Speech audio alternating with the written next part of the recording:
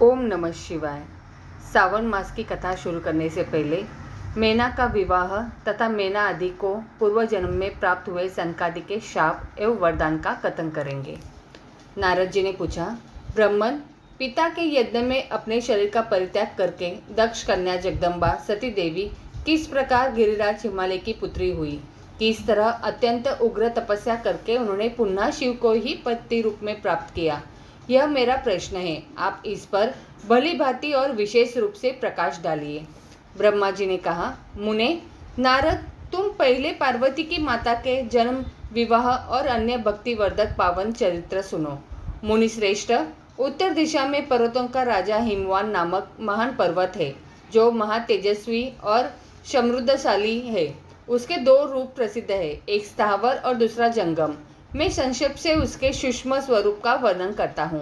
वह रमणीय पर्वत नाना प्रकार के रत्नों का आकार है और पूर्व तथा पश्चिम समुद्र के भीतर प्रवेश करके इस तरह खड़ा है मानो भूमंडल को नापने के लिए कोई मानदंड हो। वह नाना प्रकार के वृक्षों से व्याप्त है और अनेक शिखरों के कारण विचित्र शोभा से संपन्न दिखाई देता है। सिंह, व्याघ्र आदि पशु सदा सुखपूर्वक उसका सेवन करते हैं। हिम का तो वह भंडार ही है, इसलिए अत्यंत उग्र जान पड़ता है। भांति भांति के आश्चर्यजनक दृश्यों से उसकी विचित्र शोभा होती है। देवता, ऋषि, सिद्ध और मुनि उस पर्वत का आश्रय लेकर रहते हैं। भगवान शिव को वह बहुत ही प्रिय है, तपस्या करने के स्थान है। स्वरूप से ही वह अत्यंत पवित्र और महात्माओं को भी पावन करने वाला है। तपस्या में वह अत्यंत शीघ्र सिद्ध प्रदान करता है। अनेक प्रकार के धातुओं की खान और शुभ है। वही दिव्य शरीर धारण करके सर्वांग सुंदर रमणीय देवताओं के रूप में भी स्थित है। भगवान विष्णु का अविकृत अंश है, इसलिए वह शैलराज साधु संतों को अधिक प्रिय है। एक समय गिरिवर हिमवान ने अपनी कुल परंपरा की स्थिति और धर्म की वृद्धि के लिए देवताओं तथा पितरों का हित करने की अभिलाषा से अपना विवाह करने की इच्छा की। मुनीश्वर, उस अवसर पर संपूर्ण देवता अपने स्वार्थ का विचार करके दिव्य पितरों के पास आकर उनसे प्रसन्नतापूर्वक बोले। देवताओं ने कहा, पितरों, आप सब लोग प्रसन्नचित होकर हमारी बातें सुनो, और यदि देवताओं का कार्य सिद्ध करना आपको भी अभिष्ट हो तो शीघ्र वैसा ही करें। आपकी ज्येष्ठ पुत्री जो मैना नाम से प्रसिद्ध है, वह मंगल रूपिणी है। उसका विवाह आप लोग अत्यंत प्रसन्नतापूर्वक हिमवान पर्वत से कर दे। ऐसा करने पर आप सब लोगों को सर्वथा महान लाभ होगा और देवताओं के दुखों का निवारण भी पग पग पर होता रहेगा। देवताओं की यह बात सुनकर पितरों ने परस्पर विचार करके स्वीकृत दे दी और अपनी पुत्री मैना को विधि पूर्वक हिमालय के हाथ में दे दिया। उस पर मंगलमय विवाह में बड़ा उत्सव मनाया गया। मुनीश्वर नारद, मैना के साथ हिमालय के शुभ विवाह का यह सुखद प्रसंग मैंने तुमसे प्रसन्नतापूर्वक कहा है। अब और क्या सुनना चाहते हो? नारद जी ने पूछा। विद्वान, अब आदरपूर्वक मेरे सामने मैना की उत्पत्ति का वर्णन कीजिए। उसे किस प्रकार शाप प्राप्त हुआ था, यह कहिए और मेरे संदेह का निवारण कीजिए। ब्रह्मा जी बोले, मुने, मैंने अपने दक्ष नामक जिस पुत्र की पहले चर्चा की है, उनके 60 कन्याएं हुई थी, जो सृष्टि की उत्पत्ति में कारण बनी। नारद, दक्ष ने कश्यप आदि श्रेष्ठ मुनियों के साथ उनका विवाह किया था। यह सब वृत्तांत तो तुम्हें विदित है। अब प्रस्तुत विषय को सुनो। उन कन्याओं में एक स्वधा नाम की कन्या थी, जिसका विवाह उन्होंने पितरों के साथ किया। स्वधा की 3 पुत्रियां थी, जो सौभाग्यशालिनी तथा धर्म की मूर्ति थी। उनमें से ज्येष्ठ पुत्री का नाम मैना था। मंजली धन्या के नाम से प्रसिद्ध थी और सबसे छोटी कन्या का नाम कलावती था। ये सारी कन्याएं पितरों की मानसी पुत्रियां थी, उनके मन से प्रकट हुई थी। इनका जन्म किसी माता के गर्भ से नहीं हुआ था, अतएव ये अयोनिजा थी। केवल लोक व्यवहार से ही स्वधा की पुत्री मानी जाती थी। इनके सुंदर नामों का कीर्तन करके मनुष्य संपूर्ण अभिष्ट को प्राप्त कर लेता है। ये सदा संपूर्ण जगत की वंदनीय लोक माताएं हैं और उत्तम अभ्युदय से सुशोभित रहती है। सबकी सब परम योगिनी, ज्ञान निधि तथा तीनों लोकों में सर्वत्र जा सकने वाली है। मुनीश्वर, एक समय वे तीनों बहनें भगवान विष्णु के निवास स्थान श्वेत द्वीप में उनका दर्शन करने के लिए गई। भगवान विष्णु को प्रणाम और भक्तिपूर्वक उनकी स्तुति करके वे उन्हीं की आज्ञा से वहां ठहर गई। उस समय वहां संतों का बड़ा भारी समाज एकत्र हुआ था। मुने, उसी अवसर पर मेरे पुत्र सनकादि सिद्धगण भी वहां गए और श्री हरि की स्तुति वंदना करके उन्हीं की आज्ञा से वहां ठहर गए। सनकादि मुनि देवताओं के आदि पुरुष और संपूर्ण लोकों में वंदित है। वे जब वहां आकर खड़े हुए उस समय श्वेत द्वीप के सब लोग उन्हें देख प्रणाम करते हुए उठकर खड़े हो गए, परंतु ये तीनों बहनें उन्हें देखकर भी वहां नहीं उठी। इससे सनत कुमार उन्हें स्वर्ग से दूर होकर नर स्त्री बनने का शाप दे दिया। फिर उनके प्रार्थना करने पर वे प्रसन्न हो गए और बोले। सनत कुमार ने कहा, पितरों की तीनों कन्याओं, तुम प्रसन्नचित होकर मेरी बात सुनो। यह तुम्हारे शोक का नाश करने वाली और सदा ही तुम्हें सुख देने वाली है। तुम में से जो ज्येष्ठ है वह भगवान विष्णु की अशंभुत हिमालय गिरी की पत्नी हो। उससे जो कन्या होगी वह पार्वती के नाम से विख्यात होगी। पितरों की दूसरी प्रिय कन्या योगिनी धन्या राजा जनक की पत्नी होगी। उसकी कन्या के रूप में महालक्ष्मी अवतीर्ण होंगी, जिनका नाम सीता होगा। इसी प्रकार पितरों की छोटी पुत्री कलावती द्वापर के अंतिम भाग में वृषाभानु वैश्य की पत्नी होगी और उसकी प्रिय पुत्री राधा के नाम से विख्यात होंगी। योगिनी मेनका पार्वती जी के वरदान से अपने पति के साथ उसी शरीर से कैलाश नामक परम पद को प्राप्त हो जाएगी। धन्या तथा उनके पति जनक कुल में उत्पन्न हुए जीवन मुक्त महायोगी राजा शीरध्वज लक्ष्मी स्वरूपा सीता के प्रभाव से वैकुंठ धाम में जाएंगे। पुरुष भानु के साथ वैवाहिक मंगल कृत्य संपन्न होने के कारण जीवन मुक्त योगिनी कलावती भी अपनी कन्या राधा के साथ गोलोक धाम में जाएगी। इसमें संशय नहीं है। विपत्ति में पड़े बिना कहा किनकी महिमा प्रकट होती है। उत्तम कर्म करने वाले पुण्यात्मा पुरुषों का संकट जब टल जाता है तब उन्हें दुर्लभ सुख की प्राप्ति होती है। अब तुम लोग प्रसन्नतापूर्वक मेरी दूसरी बात भी सुनो, जो सदा सुख देने वाली है। मेना की पुत्री जगदम्बा पार्वती देवी अत्यंत दुस्सह तप करके भगवान शिव की प्रिय पत्नी बनेगी। धन्या की पुत्री सीता भगवान श्री राम जी की पत्नी होंगी और लोकाचार का आश्रय ले श्री राम के साथ विहार करेंगी। साक्षात गोलोक धाम में निवास करने वाली राधा ही कलावती की पुत्री होंगी। वे गुप्त स्नेह में बंधकर श्री कृष्ण की प्रियतमा बनेगी। ब्रह्मा जी कहते हैं, नारद, इस प्रकार शाप के ब्याज से दुर्लभ वरदान देकर सबके द्वारा प्रशंसित भगवान सनत कुमार मुनि भाइयों सहित वही अंतर्ध्यान हो गए। तात पितरों की मानसिक पुत्री वे तीनों बहनें इस प्रकार शाप मुक्त हो सुख पाकर तुरंत अपने घर को चली गई। अब आगे सुनते हैं श्रावण महात्म्यम 15वां अध्याय। ईश्वर बोले, हे विपेंद्र, श्रावण मास के शुक्ल पक्ष में षष्ठी तिथि को महामृत्यु का नाश करने वाले सुपोदन नामक शुभ व्रत को करना चाहिए। शिवालय में अथवा घर में ही प्रयत्न पूर्वक शिव का पूजन करके सुपोदन का नैवेद्य उन्हें विधि पूर्वक अर्पण करना चाहिए। इस व्रत के साधन में आम्र का लवण मिलाकर शाक और अनेक पदार्थों के नैवेद्य अर्पित करें। साथ ही ब्राह्मण को वायन प्रदान करें। जो इस विधि से व्रत करता है उसे अनंत पुण्य मिलता है। इस प्रकरण में लोग एक प्राचीन कहानी सुनाते हैं जो इस प्रकार से है। प्राचीन समय में रोहित नाम का एक राजा था। काफ़ी समय बीतने के बाद भी उसे पुत्र रत्न की प्राप्ति नहीं हुई। तब पुत्र की अभिलाषा में उस राजा ने अत्यंत कठोर तप किया। ब्रह्मा जी ने राजा से कहा, तुम्हारे प्रारब्ध में पुत्र नहीं है। तब भी पुत्र की लालसा में वह राजा अपनी तपस्या से जरा भी विचलित नहीं हुआ। इसके बाद राजा तपस्या करते करते संकटग्रस्त हो गए। तब ब्रह्मा जी पुनः प्रकट हुए और कहने लगे, मैंने आपको पुत्र का वर तो दे दिया, लेकिन आपका यह पुत्र अल्पायु होगा। तब राजा तथा उनकी पत्नी ने विचार किया कि इससे रानी का बांझपन तो दूर हो जाएगा, संतानहीनता की निंदा नहीं होगी। कुछ समय बीत जाने के बाद ब्रह्मा जी के वरदान से उन्हें पुत्र प्राप्ति हुई। राजा ने विधि पूर्वक उसके जात कर्म आदि सभी संस्कार किए।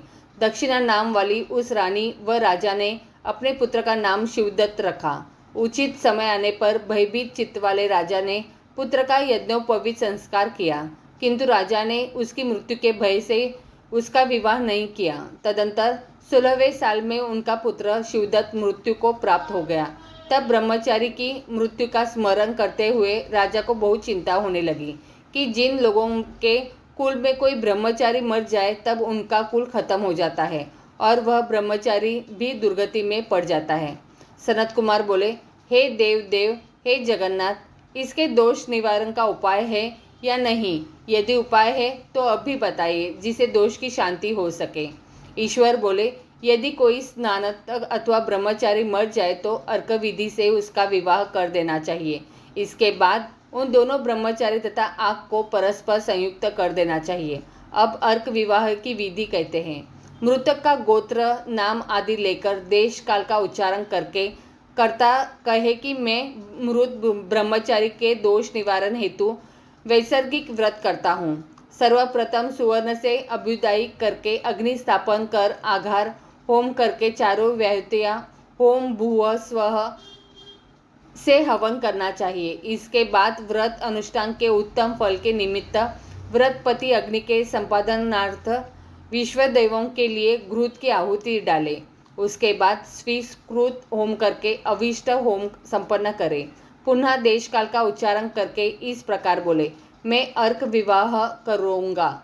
इसके बाद सुवर्ण से अभ्युदयिक कृत्य करके अर्क शाखा तथा मृतक की देह को तेल या तथा हल्दी से लिप्त करके पीले सूत से वेष्टित करे और पीले रंग के 2 वस्त्रों से उन्हें ढक दे। इसके बाद अग्नि स्थापन करे और विवाह विधि में प्रयुक्त योजक नामक अग्नि में आगार होम करे व अग्नि के लिए आज्य होम करे। उसके बाद चारों व्याहृतियों से ओम भुव स्वः बृहस्पति तथा कामदेव के लिए आहुति प्रदान करे। पुनः घृत से स्वीकृष्ट होम करके संपूर्ण हवन कर्म समाप्त करे। उसके बाद आग की डाली तथा मृतक के शव को विधि पूर्वक जला दे। मृतक अथवा म्रियमाण के निमित्त 6 वर्ष तक इस व्रत का अनुष्ठान करना चाहिए। इस अवसर पर 30 ब्रह्मचारियों को नवीन कोपिन वस्त्र प्रदान करना चाहिए और हस्त प्रमाण अथवा कान तक लंबाई वाले दंड तथा कृष्ण मृग चर्म भी प्रदान करने चाहिए।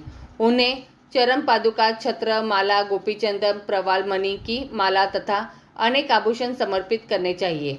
इस विधान से व्रत करने पर कोई भी विघ्न नहीं होता है। ईश्वर बोले, ब्राह्मणों से यह सुनकर राजा ने मन में विचार किया कि यह अर्क विवाह तो मुझे गौण प्रतीत होता है, मुख्य नहीं, क्योंकि कोई भी व्यक्ति मरे हुए को अपनी कन्या नहीं देता है। मैं राजा हूँ, अतः मैं उस व्यक्ति को अनेक रत्न तथा धन दूंगा जो कोई भी इसकी वधू के रूप में अपनी कन्या प्रदान करेगा।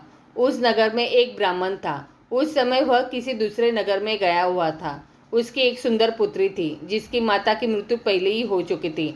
ब्राह्मण की दूसरी पत्नी थी जो ब्राह्मण की पुत्री के प्रति बुरे विचार रखती थी तथा दुष्ट मन वाली थी। कन्या 10 वर्ष की तथा दीन थी और अपनी सौतेली माता के अधीन थी। अंततः सौतेली माता ने द्वेष तथा अत्यधिक धन के लालच में 1 लाख मुद्रा लेकर उस कन्या को मृतक राजकुमार के लिए दे दिया। कन्या को लेकर राजा के लोग नदी के तट पर स्मशान भूमि में राजकुमार के पास ले गए और शव के साथ उसका विवाह कर दिया। इसके बाद विधान पूर्वक शव के साथ कन्या का योग करके जब वे जलाने की तैयारी करने लगे तब उस कन्या ने पूछा, हे सज्जनों, आप लोग यह क्या कर रहे हैं? तब वे सभी दुखित मन से कहने लगे कि हम लोग तुम्हारे इस पति को जला रहे। इस पर भयभीत होकर बाल स्वभाव के कारण रोती हुई उस कन्या ने कहा, आप लोग मेरे पति को क्यों जला रहे? मैं जलाने नहीं दूंगी। आप लोग सभी यहाँ से चले जाइए। मैं अकेली ही यहाँ बैठी रहूँगी। जब ये उठेंगे तब मैं अपने पतिदेव के साथ चली जाऊँगी। उसका हठ देखकर दया के कारण दीन चित्त वाले कुछ भाग्यवादी वृद्धजन कहने लगे, अहो, होनहार भी क्या होता है, इसे कोई भी नहीं जान सकता। दीनों की रक्षा करने वाले तथा कृपालु भगवान न जाने क्या करेंगे। सौत की पुत्री का भाव रखने के कारण सौतेली माता इसे इस कन्या को बेचा है। अंततः संभव है कि भगवान इसकी रक्षा हो जाए। अंततः हम लोग इस कन्या को व इस शव को नहीं जला सकते। इसलिए सभी को अच्छा लगे तो हम लोगों को यहाँ से चले जाना चाहिए। परस्पर ऐसा निश्चय करके वे सब अपने नगर को चले गए। बाल स्वभाव के कारण यह सब क्या है, इसे ना जानती हुई भय से व्याकुल वह कन्या एकमात्र शिव तथा पार्वती का स्मरण करती रही। उस कन्या के स्मरण करने से सब कुछ जानने वाले तथा दया से पूर्ण हृदय वाले शिव पार्वती शीघ्र ही वहां आ गए। नंदी पर विराजमान उन तेज निधान शिव पार्वती को देखकर उन देवों का न जानती हुई भी उस कन्या ने पृथ्वी पर दंड की भांति पड़कर प्रणाम किया। तब उसे आश्वासन प्राप्त हुआ कि पति से तुम्हारे मिलने का समय अब आ गया है। तब कन्या ने कहा कि मेरे पति अब जीवित नहीं होंगे। उसके बाल स्वभाव से प्रसन्न तथा दया से परिपूर्ण शिव पार्वती ने कहा कि तुम्हारे माता ने सुपोदक नामक व्रत किया था। उस व्रत का सफल संकल्प करके तुम अपने पति को प्रदान करो। तुम कहो कि मेरी माता के द्वारा जो सुपोदन नामक व्रत किया है उसके प्रभाव से मेरे पति जीवित हो जाए। तब कन्या ने वैसा ही किया और उसके परिणाम स्वरूप शिवदत्त जीवित उठ खड़ा हो गया। उस कन्या को व्रत का उपदेश देकर शिव तथा पार्वती अंतर्ध्यान हो गए। तब शिवदत्त ने उस कन्या से पूछा, तुम कौन हो और मैं यहाँ कैसे आ गया हूँ? तब उस कन्या ने उसे वृत्तांत सुनाया और रात हो गई। प्रातः होने पर नदी के तट पर गए। लोगों ने राजा को वापिस आकर कहा कि हे राजन, आपका पुत्र व पुत्र वधू नदी के तट पर स्थित है। विश्वत लोगों से यह बात सुनकर राजा बहुत खुश हुआ। वह हर्ष से भेरी बजवाते हुए नदी के तट पर गया। सभी लोग प्रसन्न होकर राजा की प्रशंसा करने लगे। वह बोले, हे राजन, मृत्यु के घर गया हुआ आपका पुत्र पुनः लौटा आया है। इस पर राजा पुत्र वधू की प्रशंसा करने लगे और बोले, लोग मेरी प्रशंसा क्यों कर रहे? प्रशंसा के योग्य तो यह वधू है। मैं तो भाग्यहीन तथा अधम हूँ। धन्य और सौभाग्यशालिनी तो यह पुत्र वधू है, क्योंकि इसी के पुण्य प्रभाव से मेरा पुत्र जीवित हुआ है। इस प्रकार अपनी पुत्र वधू की प्रशंसा करके राजा ने दान तथा सम्मान के साथ श्रेष्ठ ब्राह्मणों को पूजन किया और ग्राम से बाहर ले जाए गए मृत व्यक्ति के पुनः ग्राम में प्रवेश कराने से संबंधित शांति की विधि की ब्राह्मणों के निर्देश पर विधि पूर्वक संपन्न किया। हे वत्स, इस प्रकार मैंने आपसे यह सुपोदक नामक व्रत कहा। इसे 5 वर्ष तक करने के अनंतर उद्यापन करना चाहिए। पार्वती तथा शिव की प्रतिमा का प्रतिदिन पूजन करना चाहिए और प्रातःकाल आम के पल्लवों के साथ चरु का होम करना चाहिए। साथ ही नैवेद्य तथा वायन अर्पित करना चाहिए। मनुष्य यदि व्रत की बताई गई इस विधि के अनुसार आचरण करे तो वह दीर्घजीवी पुत्र प्राप्त करके मृत्यु के बाद शिवलोक जाता है। इस प्रकार श्री स्कंद पुराण के अंतर्गत ईश्वर सनत कुमार संवाद में श्रावण मास महात्म्य में सुपोदन षष्ठी व्रत कथन नामक 15वां अध्याय पूर्ण हुआ। तो बोलो प्रेम से हर हर महादेव।